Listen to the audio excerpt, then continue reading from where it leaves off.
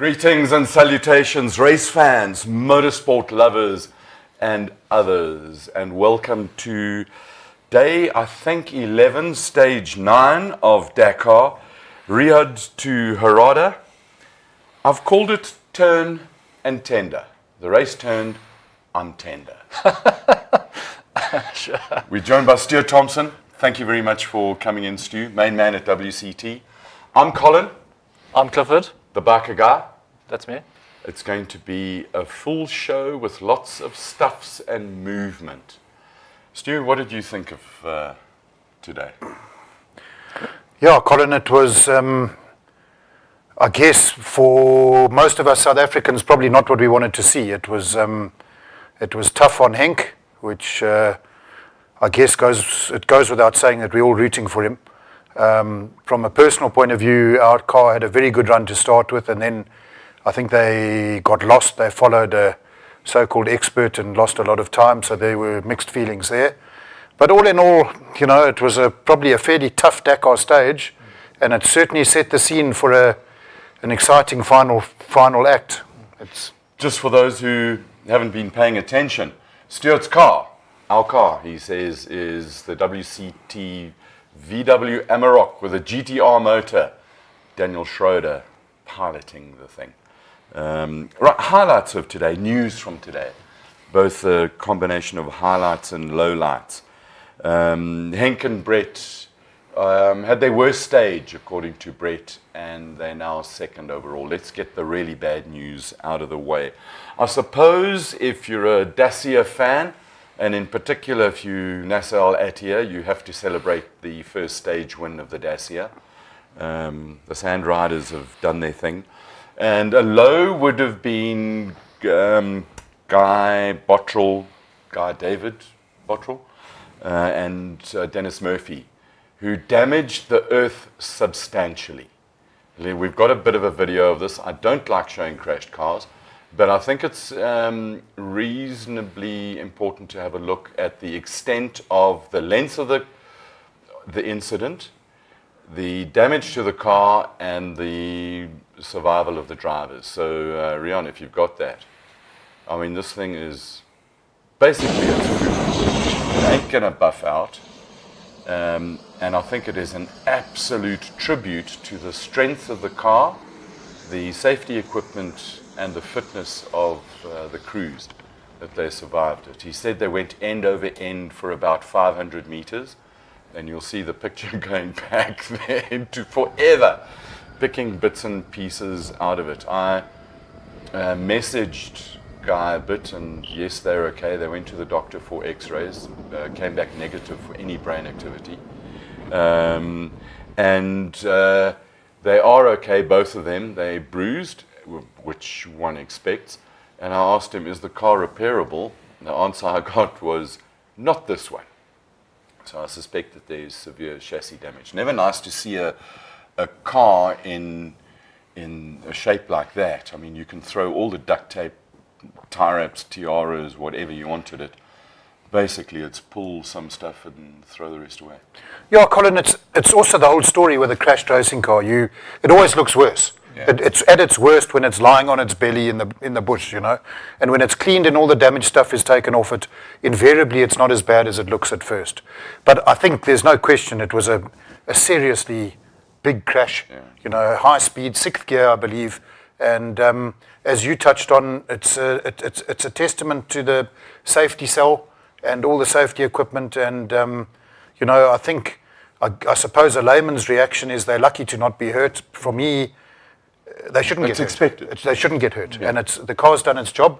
It's a testament to the guys who built it and the guys who prep it, and the degree of seriousness with which the FIA police all the safety criteria, and it makes all of the safety side of the sport, which at times can be a bit of a pain in the neck, it makes it all worthwhile. We've spoken about safety for, well, a couple of times. Starts off with seat properly mounted, the correct wearing of the seat belts, plus all the rest of the safety equipment, helmet, head and neck restraint. And as well as the padding on the roll cage at any place where your head they're in the helicopter there, you can see they're entirely not happy. And there's a full X-ray center at in the bivouac, which they did visit and got cleared. And one of the things within the cockpit, there's a Canon. I mean, it's absolutely brilliant product placement there for Canon X-ray center. Stu, the roll cage padding, pool noodles are not ideal for it. The proper FIA padding does its job to protect limbs and heads. Yeah, absolutely, Colin. And if you felt it, you'd think it would never give you any protection. It's almost rock hard to the touch, but it's obviously designed to take the sort of impact that it sees in an instant like that, or an incident like that. And again, I guess there's a big body of knowledge that goes into making cars safe, and the FIA have gathered the knowledge and they police it correctly, and it's turned a racing car like that into a very safe device. Do you think there's a case for you bring a car back like that, you strip it, and you've got the cage, and the cage may or may not have some, or the chassis may or may not have some damage in it, but to invite designers and builders to have a look at the remains of the machine, so that you can learn something from it? I think that system's in place already, Colin. I mean, certainly and we touched on it earlier, when Henny de Klerk had his big accident in our WCT built Hilux, the FIA wanted pictures. So they want to gather information from all of these sort of incidents and put it into the body of knowledge.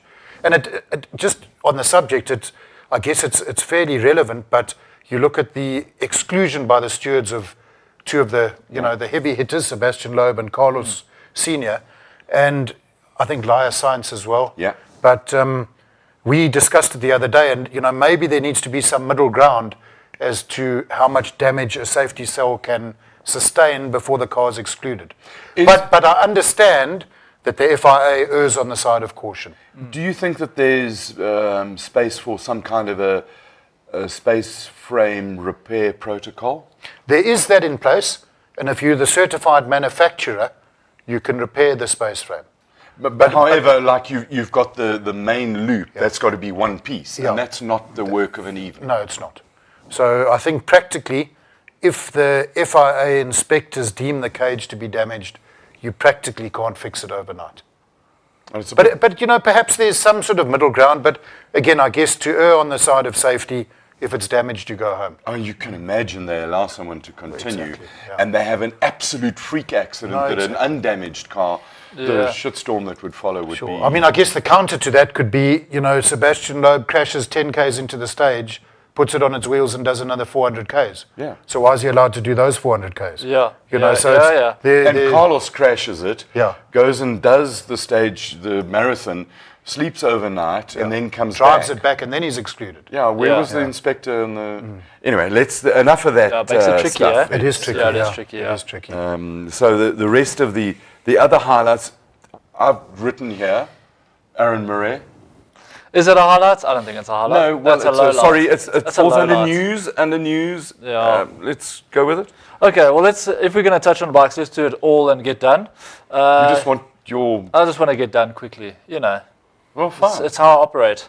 Anyway, if we cover the stage today on the overall bikes, Luciano Benavides carries on KTM's stronghold over Dakar with the stage win. Van Beveren was second, and Daniel Sanders third, cashing in on the bonus stages for opening the stage this morning. So he got quite a lot of time back on the bonuses, and cements a firmer grip on the trophy because he's opened his gap by another 3 minutes over Tosha Sharana. But let's move on. Brabik was fourth, Haas was fifth, Nacho Florimo sixth. Sharana had a small crash this morning, but then remounted and finished in seventh place. Devize eighth, and your Rally 2 stage winner, Santolino ninth, Edgar Canet was 10th. South Africans, as we discussed just before, Aaron Aaron Mayer is out today. Unfortunately, he had a bit of a crash and damaged his leg, so he will not be completing this Dakar edition. But we still have a few South Africans flying the flag. Michael Doherty, 17th, Dwayne Barnard, 64th, and Willem Avenant in 88th spot for the stage. As we touched on already, De Vise won the stage, Canet second. He's opened up quite a big gap now to De Montier. Doherty was 8th, Barnard 54th, and Avenant 78th. We had 5 withdrawals today, including Aaron Mayer. And then overall, for the Dakar so far in the GP class, only 10 riders left. And they are Daniel Sanders with 14 minutes over Sharana, Van Beveren 3rd, Benavides 4th, Brabik 5th, Skylar House 6th, Florimo 7th, Svitko 8th, Santelino 9th, and Gonzalez is 10th. Overall in Rally 2, as I said, Canet's still your front runner now with 38 minutes over Ebster and Dumontier. Doherty is 7th, Barnard is 37th, and Avenant 74th. If you're looking at the manufacturers for the day in the stage, 4 KTMs, 4 Hondas, 1 Hero, 1 Sherco in the top 10. Where's my camel toe? Somewhere in the desert still. Yeah, they're struggling in the 30s. But they still, some of them are still there. Camel toes do struggle in the 30s. But you know, Camel slow and steady wins the race. Not this race, but a race altogether. Just pick the right race. Yeah. Who's your rider of the day, if you've got one? I'm going to say, All of them. I'm going to give it to Avenant today. Made a bit of ground. Normally, like if we look at his time compared to the leaders net, he's normally more than double. Today is shorter stage, but tough stage. But yeah, he made up some ground, and he finished 74th in Rally 2. So we'll give it to him today, right of the day. I like that. Well done. And he's still there, and that's the most important thing. You know, we've seen fast guys come and go, but he's there for the long haul. So yeah, we're all holding thumbs for him to Talking finish. about people who aren't there, I think we've got a special guest coming in tomorrow. Oh yeah? A biker guy, but we'll keep that a secret. Don't tell anybody. I hope he's bringing food. Well, hopefully, and we should tell him to order some food. All right, shall we? Remember, you can have your questions, queries, comments, anything for Stuart Thompson, WCT, on how to build and run a variety of racing cars. We're going to touch on the new MS4. We're going to touch on Porkers. And there's a couple of other things that I've got. Building cars. And my note here is Hein, Henk, and Porkers, which Sounds like your could holiday. be interesting. Yeah, it does. Oh, man. Okay, so we got that 150. What else have we got going on? Have you got any socials? No, but before we go there. Okay, what have you got? Stuart, you not here. You've sent your pride and joy off to Dakar, your Amarok with a GTR motor. Mixed feelings? Yeah, absolutely, Colin. It's, well, I mean, I guess first of all, it's in incredibly good hands. I mean, without sounding too biased, I think, you know, Justin Allen, who's leading the team, is absolutely world class. And he's a partner in WCT He is indeed, along yeah. with you and Achim. Yeah, correct. Yeah. And then Wesley Ratenbach, who's a Dakar veteran, and Travis Jensen, it's his first Dakar, but, you know, certainly, you know, one of our really, really strong guys at work. And I think really nice for him to get an experience of Dakar. And by all accounts, he's enjoying it and holding up well. So that's great. And then, of course, the incomparable, great and famous Martin Rutz looking after the electronics and the tuning and all of that stuff. And to have Martin there is, you know, it takes a big chunk of the stress away because there's not much that he can't cope with. Yeah. And it's not just the tuning and the electronics of the engine. He'll pull all the data out. And to be able to share some of the other data. Yeah, absolutely. And, you know, a lot of it's preemptive, so he can often spot a problem before it rears its head. So it's you know, it's a really strong team. So, yeah, for sure. I'd much rather be there, but it's easier to know that the car's in good hands. And, you know, while the guys are there at Dakar, we've got a lot going on at work. So probably, you know, the best mix of skills. I was about to say, why aren't you there? But I'm not going to say that now because I half know the answer.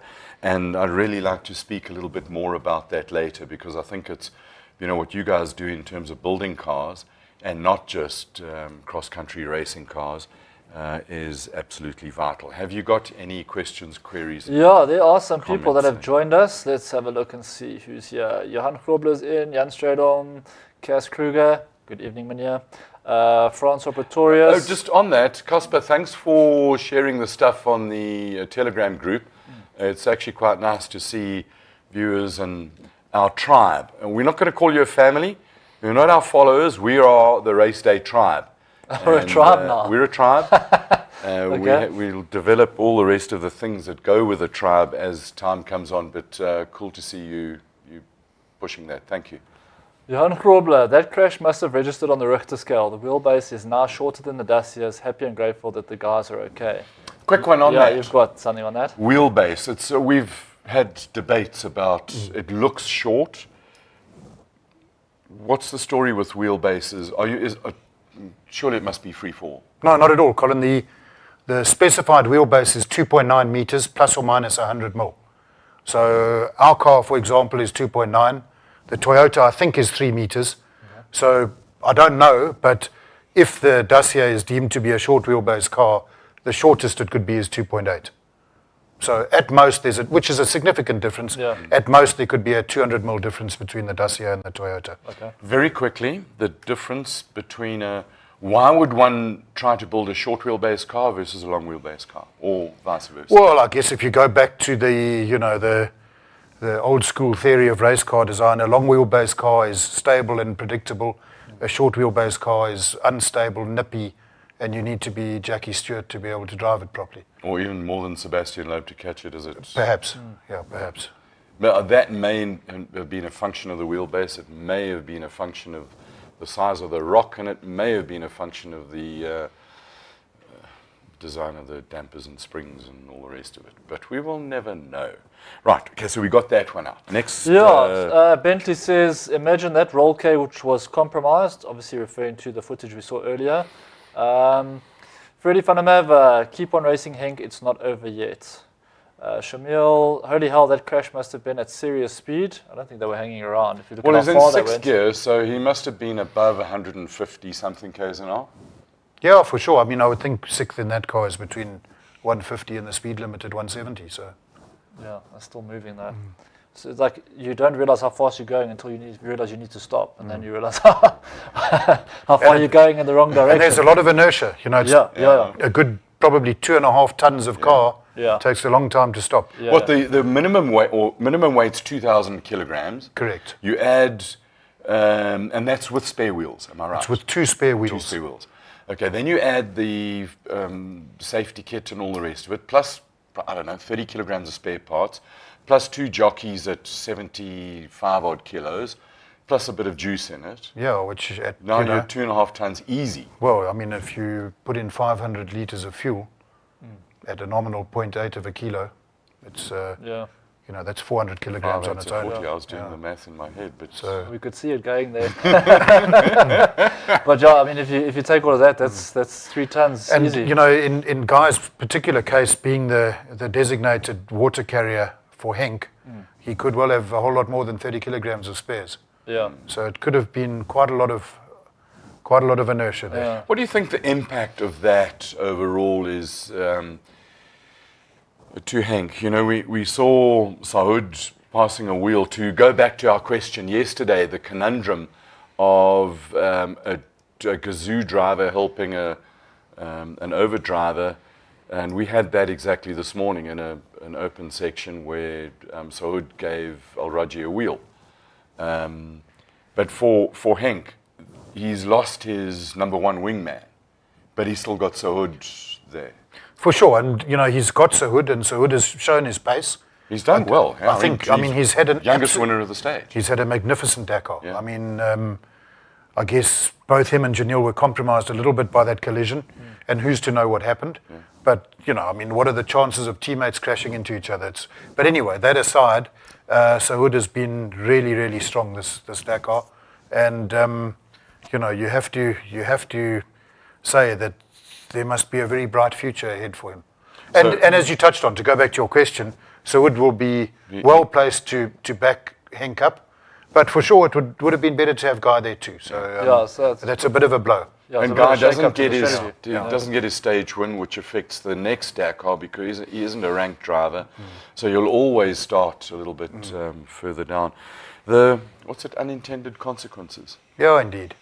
All right, one more, and then we'll Okay. go into results of cars. All right. Skull Kluter says, Biker Dude, tell Colin that info from NASA says Hank's going to win with 20 minutes tomorrow. And then Shamil comes to my defense and says, Biker Dude, question mark, that's Clifford. Thank you, Shamil. I appreciate that, but I have been called worse. So I'm okay with it. Oh, we'll go with Biker Dude. Biker Dude nearly wasn't Biker 20 minutes. What's the chances they can find 20 minutes on such a short stage tomorrow with hard navigation? We're going to talk about that Don't when wanna we rush get you. to the stage. It's only 120 kilos. Get your thoughts ready.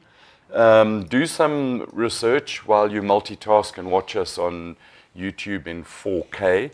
Did I mention that we're coming live from Hatched Studios at our secret location at I think it's 21 Woodlands Drive, somewhere there. in Woodmead? Yeah.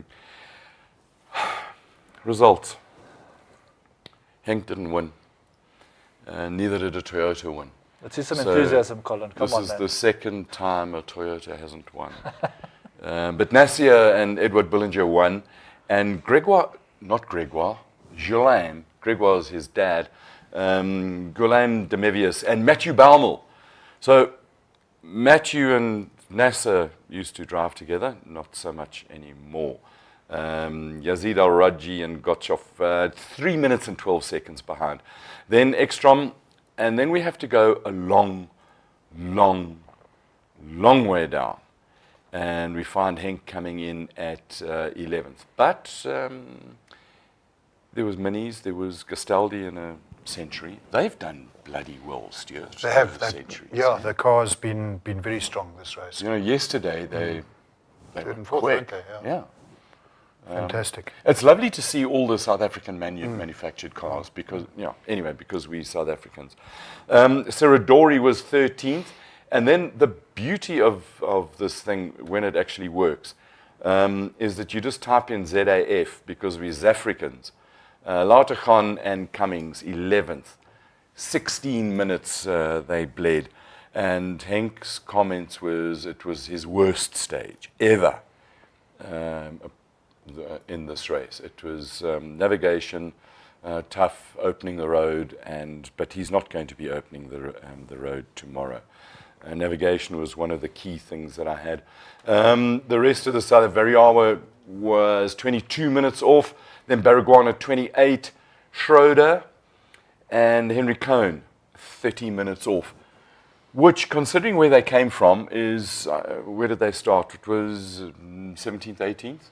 Yeah, Colin, I mean, mid-stage they were up to 9th. Yeah. So they were looking really, really strong. And then I think, as I mentioned earlier, they got lost, which It's easy to do. absolutely easy to do. But I guess maybe for us a case of what might have been. But equally, or perhaps more importantly, for us, and without wanting to steal the limelight here, it's nice that they're running. You know, every kilometre we do with that car, and every kilometre that Daniel and Henry do in that car is of massive value to us. And I think that, earlier in the race, I forget which stage it was, for about 6 waypoints, they were matching the leaders of the stage. So the cars got the pace. I think so. I mean, it's been very encouraging. I think the car's certainly got a lot of potential. And, quite exciting, really. It's the first time since probably 2015 that we've got a car that's remotely in the game, which is quite fun. And this is not just a once-off. You're busy with another 2 or 3? Yeah, we're busy with another 2. One's quite far along for a local customer, and the third one will probably end up as part of the PS Laser team. And they all have GTR motors. They all have GTR engines, yeah. You're not, I've got to have the Ford engine. Best sounding motor in there. So we, remember at the end of the show, we roll out with a whole lot of sights and sounds. And there's one clip in particular that's got a Toyota in it that sounds pretty cool. But is it cooler than the Ford? Questions. Okay. Sorry, hold on. Baragwanath, we've just got to do the whole thing. Okay, get through it. Variawa, 22 minutes off. Baragwanath, 28 minutes off. We didn't mention those over there. And then we go click, click, click, click down. And Battisel and Schill and Gregory were 1 hour and 8. And they had an issue. Puck and Sharon, Puck, Klaassen and Sharon, broke their engine very early on in their side-by-side and spent 300 kilometers being towed by a truck. That has got to be devastatingly cock. Yeah, that is pure commitment. Yeah. And let's hope they can fix it, because that, you know... Bang another motor in, take the how many hours penalty. Yeah, indeed. They have to. Yeah. What is the hours penalty for a change of motor? Must be plenty. Colin, thoughts? Yeah. A lot. Okay, fair enough. It's more than 10. It might, we'll find that think out. I don't yeah. know. You guys, Yeah. what are the hours for changing a penalty? My mind went to blankness. Right, so that's enough for the stage results. Should we talk about overalls? Yeah, let's talk about overalls. How's it setting up here, Colin? Because I mean, there's still lots of racing to go. 50 hours penalty for changing an engine, whispered in my ear, which is basically... Plenty, eh? But at least you then get to carry on, and Yeah. you're still in the race, and if you finish, you can get a medal. Okay. Whereas if you skip some stages, sadly Daniel and Henry won't get a medal, so they will not have finished Dakar. They are not classified as finishers. They may reach the end, but they're not finished, but they're building huge levels of experience. Yeah, for sure. And you've got your mobile research laboratory. Do you get feedback every night on issues and possible changes? And informally, Justin obviously keeps a log, and you know, between him and him and I, you know, there's a bit of a WhatsApp group. Have you got a go? Yeah, so it's good from that point of view. But I have to say, the issues, apart from the ones that stopped the car, have been pretty minor.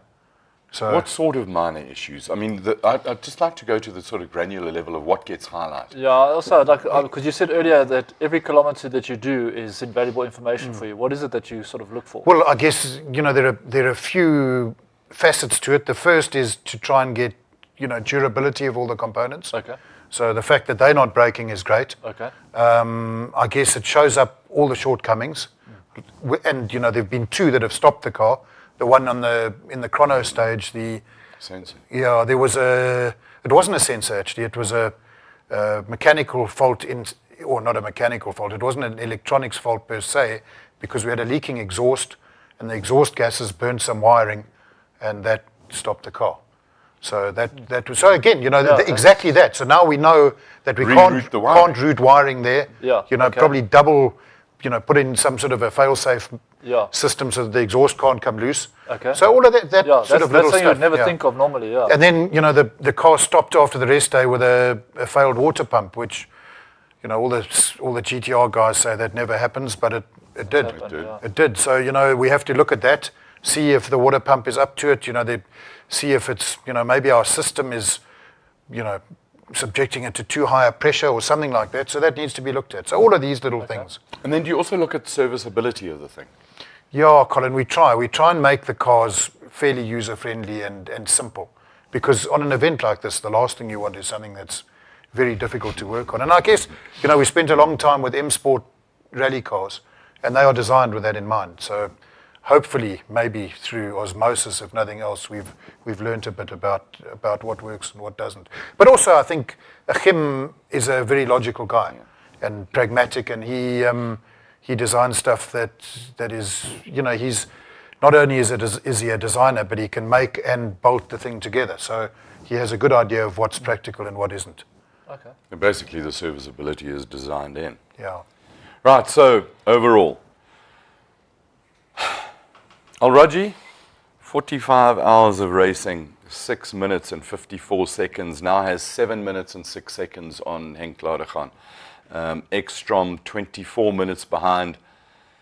And then Nasser Al-Attiyah, 25 minutes behind. It's almost like, you know, the soundtrack from Jaws. Did Yazid stop in the stage? I don't know. To ensure or to make sure he didn't win the stage? Well, Because I heard that Yeah. he stopped for a chunk of time. I know he stopped yesterday. I think he might have stopped today, but I'm not sure. That's all the usual. It's going to be well, we'll get to tomorrow.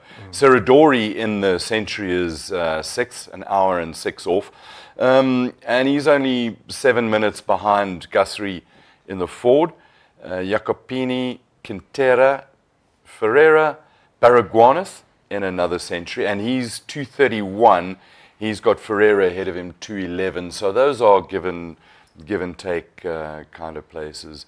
But great if he can bring it home in the top 10. It'd be 2 fantastic. centuries Yeah. overall in Yeah. top 10, Yeah. I think would be absolutely fantastic. Testament to the speed, reliability, and all-out damn coolness of South African designed and made cars. More questions? Yeah, we now into the Facebook side of things. Angela Marcia, how's the guys? Tough day for Henk and the TGR that rolled a few times, properly built to protect the guys. Yeah. Yuri Odan has joined the tribe. Nuno de Cunha, hi Stuart, nice to see you on the chat. Let's move on, yeah. Glad Guy and Dennis walked away from that massive crash. As for Henk, he must just stay calm and do what he does best. Stuart, what do you think if this is one of your drivers after what's happened? His last time, it's like the last sort of push for Dakar on that. What do you tell your driver? Because you're only as good as your last stage. That will obviously be sitting quite heavily on his mind and on his shoulders that it wasn't the best stage, the worst stage he's had so far, the Dakar. What's your words of wisdom? What's your Disney, what's his name, dressing room chat? Oh, I don't know. It's so difficult. What do you do? How do you play it? Because he's still in a very strong position. Yeah. And what he's been doing for the whole rally has worked for him. Yeah. I don't know. I guess on the one hand, you'd think, okay, Henk, go out there and push and try and break the back of it. On the other hand, if it ain't broke, don't fix it. So maybe keep doing what you've been doing because it's been working for him so well so far. And I think it's a treacherous stage. So I think tomorrow's gonna be tough because it's short stage and it's tricky. So you make a mistake and lose a lot of time. But when you're looking for time, that's when mistakes happen. I think for all the top guys, like Henk and all the really top drivers in this discipline, a lot of it's got to do with feel. And he'll know how fast he can go. He'll know, what he's got in him. And I'm sure for the whole rally, he's been going absolutely at a level that he's comfortable with, but not leaving too much on the table. Yeah. So, I would probably say to him, just go out there and do his thing. Be yourself. Yeah, exactly. I think so. It's but difficult. It's difficult. Yeah. Wallace Stan says, good evening, Stuart. And then there's a question here for Stuart as well from Isaac Baitel. Hi, Stuart. I understand WCT Engineering and South Racing's SSVs has a close connection. Can you please expand on that? Any other specialist components, IP to other teams that you may not be well known? Yeah, so WCT, we designed the previous generation Can-Am for South Racing. We supplied a lot of components, and the design, Kim's design of the Can-Am, which was massively successful. I think it could possibly be one of the most successful rally raid vehicles ever made. South Racing built the chassis under license. So it was a very strong relationship, but they've moved on, they've moved to the new generation Can-Am, and we're not involved with that. So historically we were. I went to a Dakar in 22 or 21 with South Racing, and it was a great relationship, and we remain. South Racing's boss, Scott Abram, is a South African guy, so we're on good terms with him, but at the moment our collaboration is very limited. So all those radiators that you were building. Yeah, radiators and suspension How parts. many radiators did you build? Cheapest, Colin. Hundreds. Enough to be bored of making them. Ian Pepper, good evening to you too, skinny one. Shamil, you're in the hot seat tonight, man, yeah? Can we ask Stuart why WCT went for the VR38 in the Amarok, and were there any other engine considerations when you built it? So when we conceived the car, there weren't too many options. The Toyota engine wasn't available. We looked at first homologated engines, because that would have saved a lot of money. Yeah. So the Toyota wasn't available. The Ford wasn't available. As it turns out, it would have been available for now, but at the time it wasn't available. And then, Terence at Redline was busy with the VR38 in his cars, and it looked like a logical option. It's a fairly simple engine. It was available, and we thought a degree of collaboration between the two of us would work. And it has worked that way. We've shared the the engine homologation costs, Okay. which is it's a significant cost. Yeah, that's I'd say that would help. Yeah. So for sure that was a factor. We looked fairly seriously at a Volkswagen Group engine. Okay. It was a Porker engine. Well, it's that variance of that thing. variants of that was goes also in in a Bentley. Yeah. So it's something we looked at quite seriously, and I think if there was, or even if there is in the future, an engine available, we would look at it because it's a very nice engine. I mean that Volkswagen, I think it's a 4-litre V8, would be quite something. V8 turbo. Yeah, it'd be proper. So for sure it was an expedient decision. Would you guys still follow the turbo route, or now that Ford have got some reasonable performance out there with what they've got? Colin, it's a bit complicated in that to run a NA engine comes with the torque meter.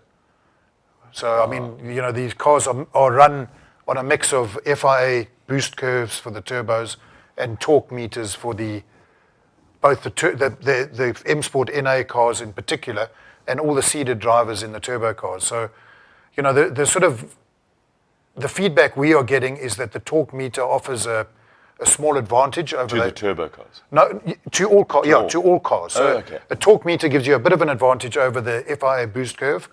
So it's probably something, if you were really looking to be competitive, you'd have to look at. But it's expensive. It's expensive. It requires a lot of specialized skill to get working properly, which is something that SVR seem to have got right. And there are a number of factors. But I guess also for us, we have to build a car that's cost effective both to build and to run in terms of people and parts. So having a shared motor with Redline and Terrence allows for, in races, a pooling of knowledge, number one, but also of parts in case they need it. Yeah, for sure it does. I mean, it didn't work out that way because Redline decided not to run their turbo cars at Dakar and concentrate on their 5.6 litre V8s. But yes, for sure, it's great to have a degree of parts commonality, because if you don't, you have to have every single thing yourself. Yeah, how do you prepare for that? Yeah. And surely that kind of relationship could go deeper from a chassis and drivetrain point of view in South Africa, where you could have more parts. There must be 40, close to 50 cars built each year in South Africa that could share a lot of, and if you probably 3 times that, so you've got production runs of 150, 200 parts. Sure, and Colin, our car uses a lot of the tried and tested Hall Speed SVR parts.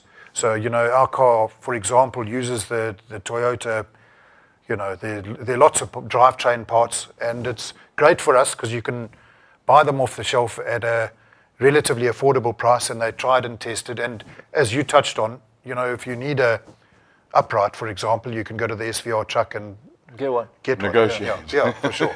So there are huge advantages to that, and it allows us to concentrate on what we do and not have to build every single component. Yeah.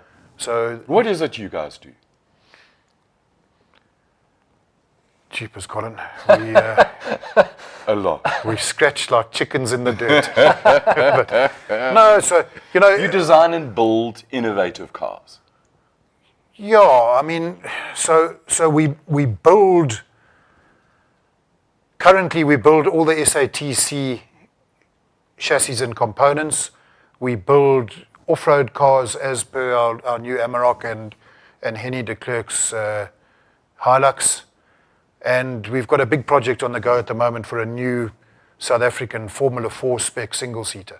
Okay. So we have a lot on our collective plates. Plus you operate at the highest of levels racing cars. Yeah, I mean, Colin, I'd like to think of us first and foremost as a racing team. So we like to go racing. And we've had a really good year in the touring cars. Last year we had I guess as close to dominant as you can get against some tough opposition. And Robbie Walk won another championship. Yeah, so he won the championship, and his teammate Julian van der Walt was on track for second until right near the end of the season, where he had a 0 points finish due to a crash in East London. Okay. So that's the one aspect of what we do circuit racing wise.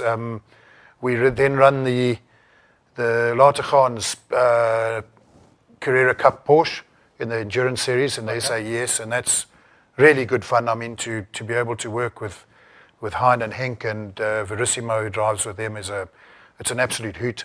And they compete at a very high level, so that's a lot of fun. And then we've got a few cars in the local cross country series. I want to touch on the Porker and the MSA4 cars a little bit later when we get through a few more questions. All right. Because I think that MSA4 is a groundbreaking formula and has got immense possibilities to go further than the South African field. So, Mohammed Salaji, hi guys, what a great machine built by WCT. Great to see it up with the big boys. So there's kudos to you. Thank you. Wallace Stan, as for the roll cage rule and its controversy, look at Guy's car and the massive accident. Should it have started that oops with a slightly bent roll cage tube? Question mark? I think not. And that's what we said. If that's been compromised with that kind of crash, will it survive? Those are the kind of answers we don't want to put the question to. Because, I mean, you don't want to... No. And you can't recreate a crash like that. No, you can't. No. I think like every crash is pretty much unique to whoever's on the bike or in the car. It's just the wrong time, wrong place, wrong throttle position, whatever the case is. That's just how it is. Yeah. So recreating a crash, I think for me, is not something that happens easily. Shamil says, did Cliff call Sharana's crash small? Definitely didn't look very small. Look, these guys are tough. Eh? I mean, he got back on his bike and carried on like nothing happened and finished 7th. So I would say by his it's like standards, Bradley probably Cox's crash. Yeah. 50, whatever, meters into the thing. And the biker dudes are different. He's barreled down the bloody road, jumps on, gets back to the bike, kicks it a bit and straightens the thing out and carries on, and then realizes he's... Rides for 50 Ks and says, my neck's a little bit sore. Maybe I'll have it checked out. Maybe. Yeah, it's crazy. Absolutely crazy. But those are biker dudes. Yeah. Jan Krobler, the windscreen is still in one piece. Thankfully, the cars are built super strong. Do the cars have a G-force device that can measure the impact? Yes, they do. Do they? Yeah, part of the FIA logging system is a... And that's also a real-time logging system. So they would have seen immediately the G-force and sent medical chopper straight away. And the in-car logger also logs G. So that was lots of Gs. Oh, I can imagine. Can you imagine being in that when you're just riding with the... Although all of that said, it took a long time to stop. Which is great. It's the old story, And it's the sudden stop all over the countryside. So actually, in terms of a crash, as spectacular as it is, it's probably the best possible scenario for it to, bleed off all its inertia until it comes to a stop. So we'll interview Guy when he's up for it. Yeah. Yeah. Jan Strom says, bike's a little bit boring, no, with a question mark. And then Bentley says, yep, he gave up after Ross and Brad left. But we still have actually, some guys. Yeah, it does take a bit of the flavour out of it, but there are still guys out there doing that thing. Yeah. We've still got South Africans. Michael Doherty also, he was in it and he's lost a bit of ground, but you never know. There's still a couple of days racing left. So let's see how that plays out. Let's move down here. WCT stands for World Class Team. That's from Francois Pina. What does it really stand for? Francois's got it absolutely right, Colin. And Malcolm Wilson? it's... we're not going there. Yeah.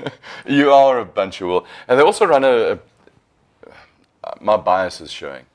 I've been in most of the workshops in this country, and you operate one of the friendliest ones. I hope you allow me back sometime. You're always welcome, Colin. You say the nicest things, Stu. You're a brave guy. Let's just talk about Latergan. Hein raced well. He built an empire in parts and tuning. Then Henk comes along and you run him. We now know him as a cross-country driver. But you also know him as a rally driver and the endurance driver. When he comes along to the Porsche and jumps in it for the first time, How impressed were you?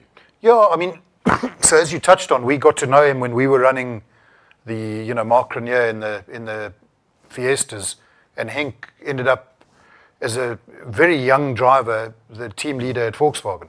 So he was certainly thrown in the deep end there, and he did very, very well. And, rallying in particular, or perhaps, on par with cross-country, is a discipline where you need the experience and you can't buy it. And Henk certainly showed every sign of being world-class. And I think if he'd carried on down the rallying route, for just that little bit longer, maybe if the South African Championship had survived another year, or if he'd done a few more international rallies, I think he was on the cusp of cracking it internationally as a rally driver. So he's prodigiously talented. He's a really talented guy, and I think the other thing with Henk is that he has massive personal confidence, not overconfidence and being cocky, but he's got his life sussed. He's got a super wife, a nice family. He's got a job that he does. He's got plain Henk? Yeah, he's got a job that he does very well at. So he's not a despo in the racing driver sense. He's a well-rounded individual, of which racing is, albeit a very big part, but only a part of his life. Okay. And I think that allows him to really operate at a high level. And yeah, I mean, certainly, Colin, as you touched on, when he jumped into the Porsche circuit car, it was, second nature. He was quick straight away. He's never ever crashed it. I don't think he's ever had an incident, and he's fast. I mean, at the Kyalami 9 hour at the end of last year, teamed with Keegan Masters, who's arguably one of the best Porsche Cup drivers in the world. Not arguably, definitely one of the best Porsche Cup drivers in the world. Henk is, very close to him. Okay. And I dare say with a little bit of testing and constructive sort of data analysis, Henk would be right there. So he's an incredibly talented guy. Do you think, because with motorcycles, it's normally the guys that start doing motocross, then switch over to circuit racing are normally quick, and it never goes the other way around. So you don't really find circuit guys go to motocross and be particularly quick. Do you find it's the same way with the cars as well, that guys that come from an off-road background have a better feel on circuit racing? Because I know karting is a big part. I don't think so. I mean, a few of the really good circuit racers have started on dirt. I mean, Leroy Poulter being one of them. He grew up in motocross and then switched over to karting and really took to it. Reached the highest levels. Okay. I think it almost works the other way around. A lot of the time is that the circuit racers bring precision to off-road racing. That's interesting. So you look at a lot of the guys who've really been successful. The Duncan Fosses, Anthony Taylors of the world, who've come from a really top-notch circuit racing background and have adapted to cross-country racing and been really good at it. Janelle de Villiers? Janelle de Villiers, of course. That's of course, yeah. Okay, that's very cool. So, I think the circuit racing teaches the guys precision. Okay. And they can adapt to, a loose surface racing better. Okay. Mark Grenier, another one who came from, Okay, that's interesting because bikes tends to go the other way. As soon as we climbed to an off-road bike, we got broken bones and we're very sorry for ourselves. And interestingly, on the bike side of it, Dakar in particular, bikers are sought after now as navigators, co-drivers. Yeah, is that because they have to try and do three things at once when they're on the bike, and now when they can just focus on navigation, that's how they get the feel? Or what I think it's also because they get sore and sick of being. But funnily enough, Colin, on that subject, when with Mark Comer, who was as good as it got, when he co-drove for Alonso, he said he couldn't do it because on the bike, he was in control, and he'd given himself as much time as he needed. Yeah. So if he was unsure, he'd just almost subconsciously back off until he sussed it out. Whereas, in the car, he's rocking another gear. Especially with Fernando. Exactly. And he doesn't know that you lost yet. No. So it's... Okay. But for sure, they have the navigational skills. Yeah. And you look at a guy like Stuart Gregory, he's proved to be a very capable co-driver, right off the bat. Okay. And as you say, probably a lot of it due to personality and lack of imagination. MSA4, one of the new projects that you you're busy with single-seaters. What's the story behind it, and what's happening with it? Well, Colin, so Ian Schofield, who's the patron of South African single-seater racing, he's sponsored and fostered the current single-seater series, which has been called Formula 1600, and is in essence a development of Formula Ford, and has been good over the years. It's perhaps lost a little bit of its shine over the last year or two, but the cars are old. The cars are 15, 20 years old in some cases. They don't have all the current single-seater safety additions to them. Okay. Number one being a halo or a halo-type device. We saw that crash in East London, was it? That was probably And I think that was what spurred Ian to want to build a safer new generation car. So the feeling is as well is that the formula is suffering because parents don't want their kids to get into a single-seater that doesn't have all the up-to-the-minute safety standards, which is perfectly understandable. Yeah. So overseas, Formula 4 is the entry-level single-seater. It's in round numbers a 160 horsepower car, which allows 15-year-olds to drive it. But all of the cars are carbon fiber monocoques, which are, while safe and very sexy, impractical, expensive and impractical to run in a environment like ours, where there are no carbon fiber experts who can repair the tubs. Fair. So Ian approached us to build a Formula 4 spec car, but with a tubular frame. And obviously through the SATC chassis and the cross-country chassis, we have some experience in tubular space frame construction. So Achim designed a car based on Formula 4 parameters, but around a tube frame. And that's what we're busy with at the moment. So the car is going to launch, this season. There will be 14 to start the season off, and it's a fair bit chaotic. That's part of the reason that you stayed behind. Absolutely. You're busy assembling what you've... Well, you must have 8 or 9 chassis completed already. Yeah, which is not nearly enough.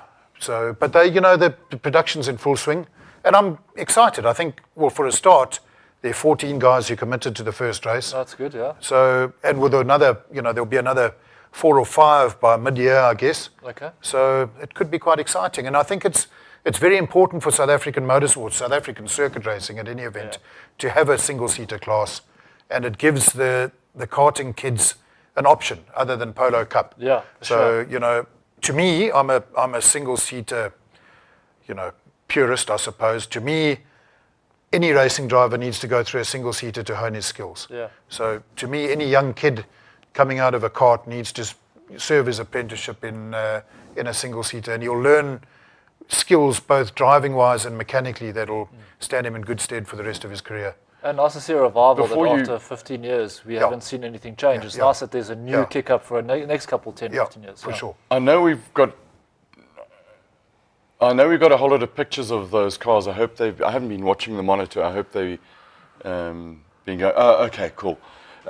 So you've got some guys imported from the England to come and help assemble them? Yeah, simply because there's only a finite pool of skills in South Africa, which again is something that perhaps this formula can redress in some ways.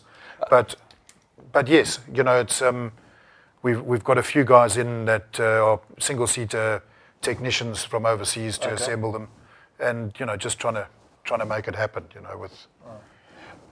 You ended up going back to Dakar and cross-country racing.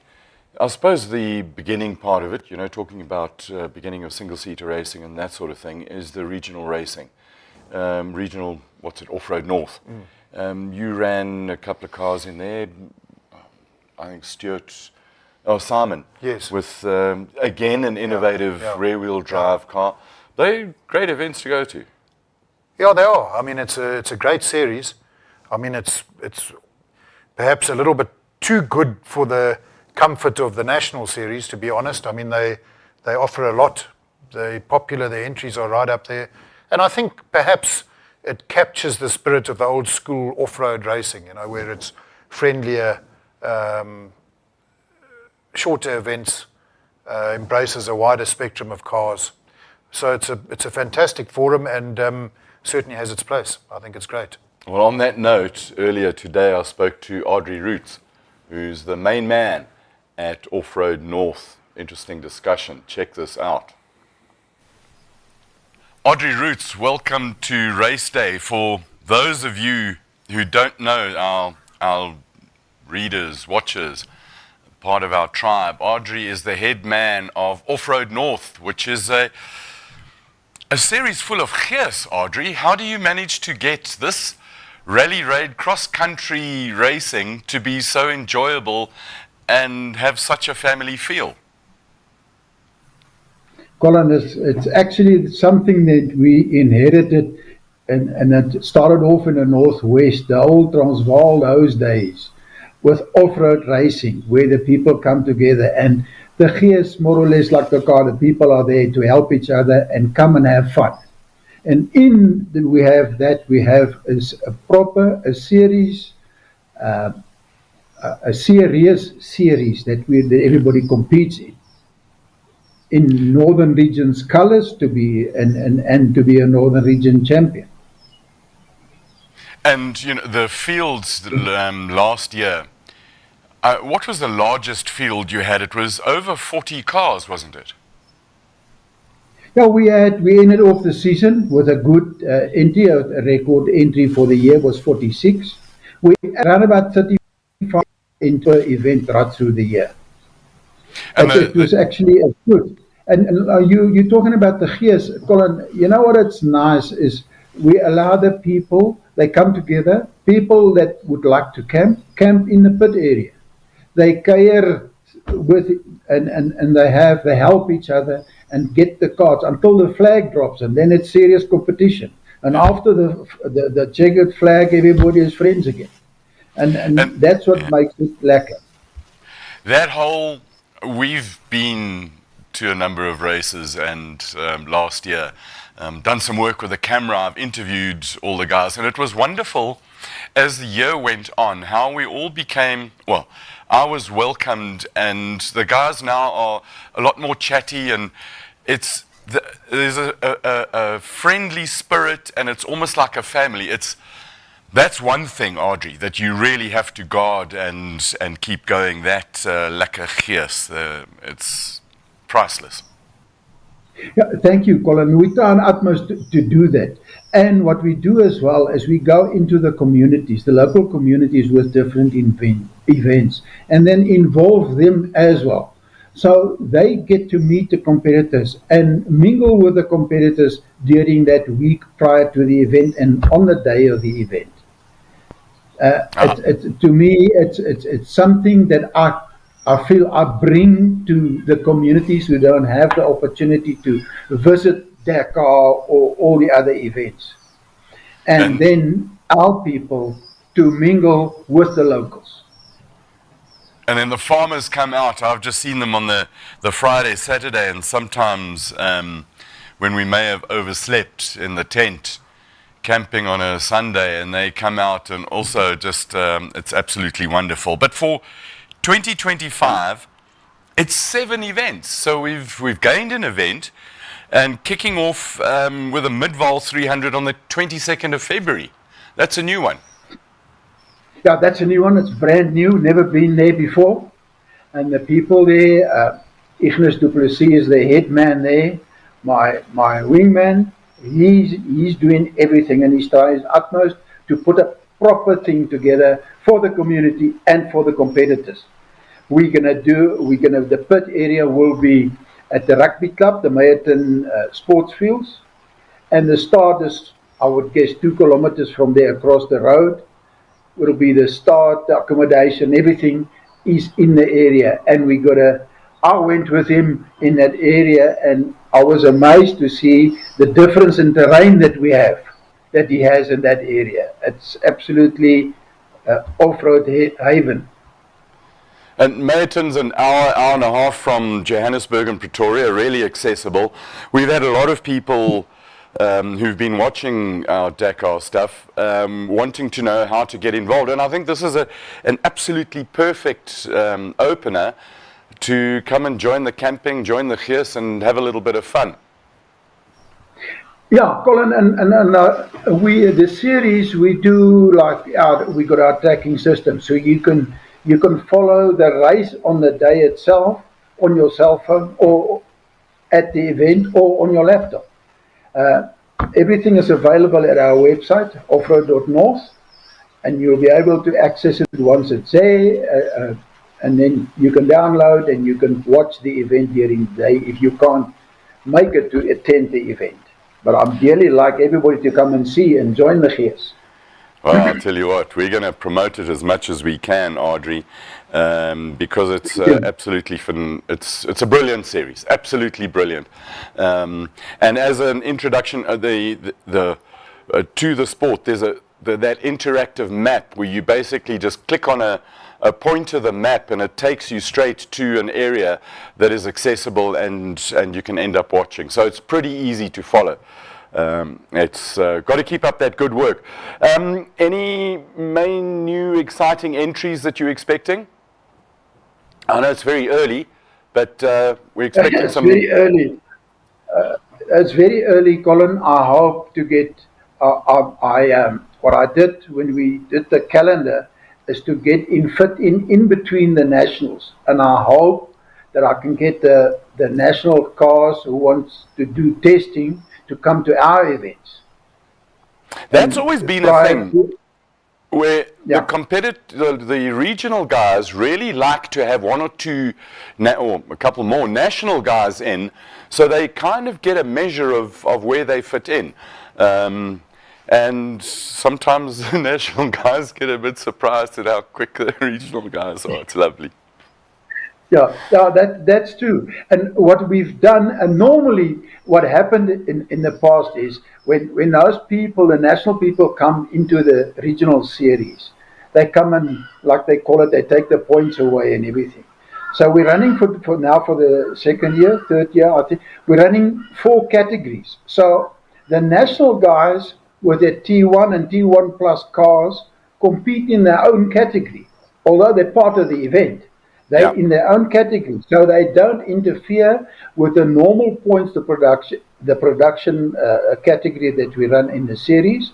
The special category and what we have now, the side-by-sides, is on their own category as well. It's going to be absolutely brilliant. 4 categories with different classes in between.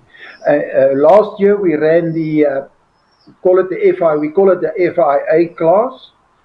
We ran it as one class, the category, last year. But this year, with the turbo cars and the big wheels and the small wheels, we split it and we're having the small wheels and the big wheels. We have 2 classes now in the FIA category. Just gets better and better. So, reminder, we'll stick the calendar on the notes, and kicking off Midval 300, Meyerton, 22nd of February. Stick that in your diaries, everybody, and come and have a burry roll in the pits and a camp and a lekker kuier after the race. It's absolutely fantastic. Audrey, thank you for joining us. Everything of the very best. Keep the gears flying. We'll see you in Meyerton on the 21st of February, the day before the big thing. I hope, looking forward to see you there, have you guys there. And keep up the good work you're doing at the moment.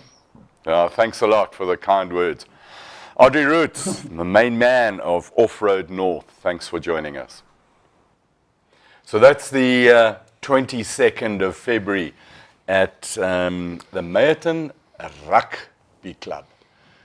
Come and have a beer and a burry with us. It's going to be absolutely magnificent. You touched on a bit of the hiss of regional cross-country racing, rally rating. It's kind of cool, isn't it? Yeah, Colin, it's great. It's I think as you touched on, community spirited, inclusive. So you can arrive there with pretty much whatever car, as long as it conforms to the most basic safety criteria. You can go and have fun in it, and it goes back to probably the roots of South African cross-country racing, and in its spiritual home. A lot of it's in the northwest. And there are a lot of cars there that have got proper history. skills and development. You teams, yourselves, Terence, Century, Neil Woolridge, SVR, everybody is battling to find committed, skilled mechanicians. Is there not a place for everybody, the whole of, or in fact MSA, to be the driving body, or somebody to be the driving body behind some kind of an academy for mechanicians? Colin, there's, what is fact is there's a shortage. There's a huge shortage of people who want to work in motorsport, and there's huge demand, which I suppose is great for the people who do it, because it drives the prices up. Talk with my company hat on, drives the prices up, and means that anyone half competent is very sought after. But having said that, it's not a very nice job. I mean, the good sides are great, and the excitement, and you get to travel a bit, and it's certainly not sitting in an office. But you're going to work through the night. You're going to work. Guaranteed. You're going to work more than once a year. And certainly, looking at the current generation, I think they have other options. And there'll always be the odd gem and the odd enthusiast and the odd kid who's grown up with stars in his eyes. But it's difficult. I think it's difficult. But perhaps that's being negative. And for sure, there's big demand, which probably can't be said for too many other industries in this country. So you're probably quite right. It probably needs a bit of thought on how to train youngsters to be able to make an entry into the sport on a technical level. We see it, Daniel Pienaar Hoërskool in Uitenhage, where they have motorsport as an extracurricular activity. You can either play cricket, rugby, or go rallying. And the level of interest in that school, and particularly in the Eastern Cape, PE Uitenhage area, maybe, I don't know, but yes, there is a demand. If anybody's got any reasonable ideas on how to build an academy, what's it, not a SASA? If you've got a SASA grant, you can buy yourself a DBAC, or if you're Afrikaans, a DBAD t-shirt. They come in white and black, and they come with round necks and V-necks. It came out of nowhere. It was. I was looking for the people. I don't know. Anyway, might be an apology tomorrow. I've got to be very careful, because I am fired, but my firing is on suspension as long as I don't use that particular F word. Yeah, my conflict. Apparently, there's a C word I'm not allowed to use, and it's not controversial.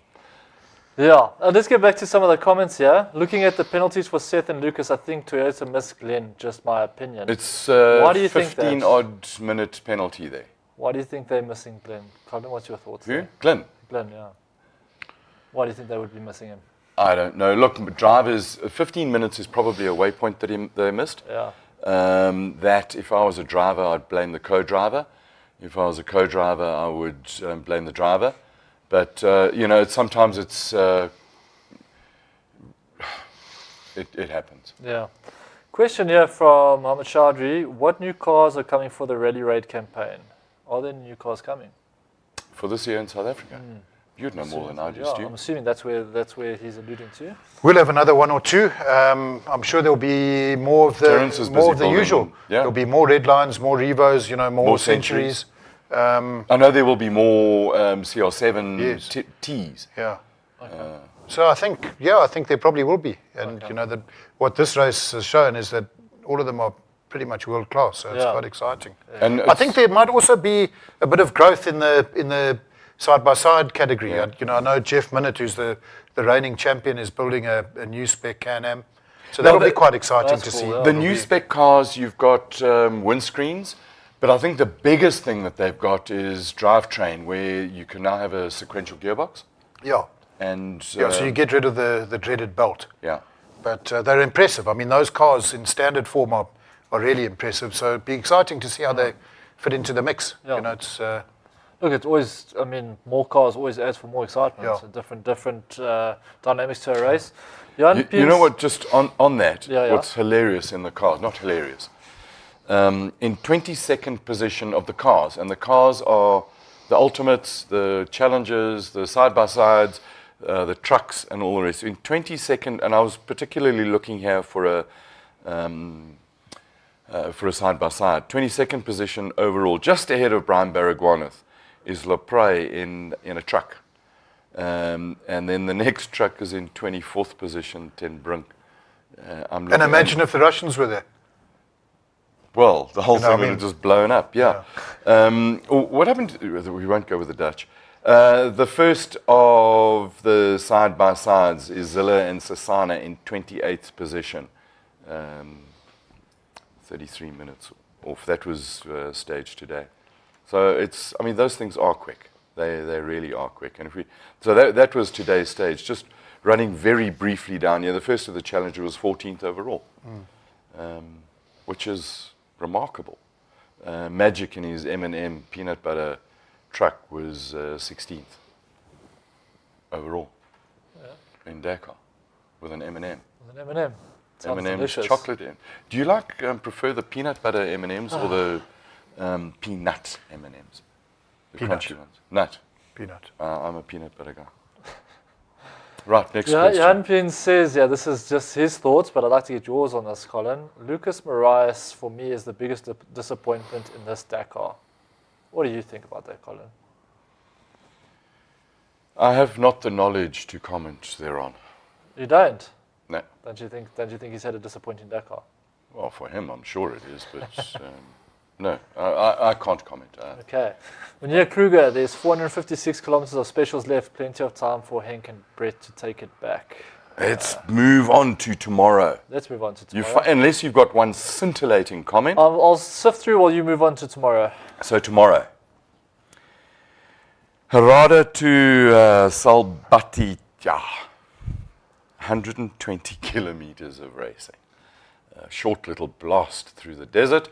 The bikes and the cars are separate, so the finishing order of the stage today should be the starting order tomorrow. So opening the road will be the Desert King, the Dune King himself, Nasser Al-Attiyah. Henk will be a little bit further down the road, so in that fight for the overall lead, it's probably an advantageous position for Henk. It is 96% dunes, which are made of sand in piles, and the remaining 4% is sand. So I would imagine, Stu, tonight there's a little bit of changing of suspension setups, different dampers, springs, particularly for dune driving. Certainly not in our camp, Colin. You know, we... Are we talking about the sharp ends? yes, sorry, I beg your pardon. He's coming with insults straight out the gate. I don't know. I don't know how much the guys fine-tune the cars. I think that the cars work fairly well on mixed terrain. So, yeah, I would imagine, maybe some damper clickery. But I don't know if there's a different spec damper for the specifically dune stages. Obviously, the one thing is that the cars will be quite a lot lighter notwithstanding the fact that they're going to use as much fuel as they ever do per kilometer. But that said, it's a 120k stage. So they won't be starting with 500 litres. I would still expect them to be, I don't know, good 3 to 4 hours. I didn't think quite that much. I thought 2.5, but... we'll know tomorrow. Yeah, we'll know tomorrow. Yeah. It's going to be super interesting. And, it's a day where huge chunks of time can be made and shed. So we'll see you around about this time tomorrow. Last little Here's one. I don't know if chitter-chatter. it's blowing smoke or not. Maybe you can tell me.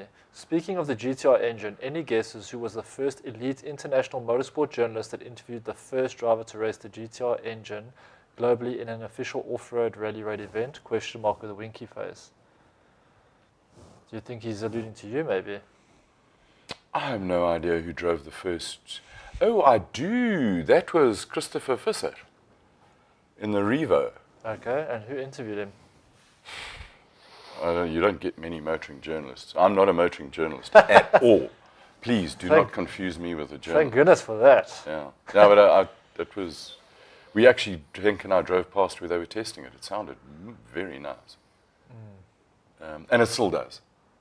I love the anti-lags that go on. Okay, last question, and What are you looking forward to tomorrow, Stu? Oh, Colin, another day of paradise in the workshop. Yeah. But Head down and, yeah, and your phone buzzing with messages. I'm not being facetious. It's exciting times. There's lots on the go. There's the place is buzzing, and it's great. It's you can jump out of bed with a smile on your face. So it's a privilege to be able to go to work, and you walk in there. There's a Jordan Formula One car. There's a Porsche Carrera, a GT3 Cup car.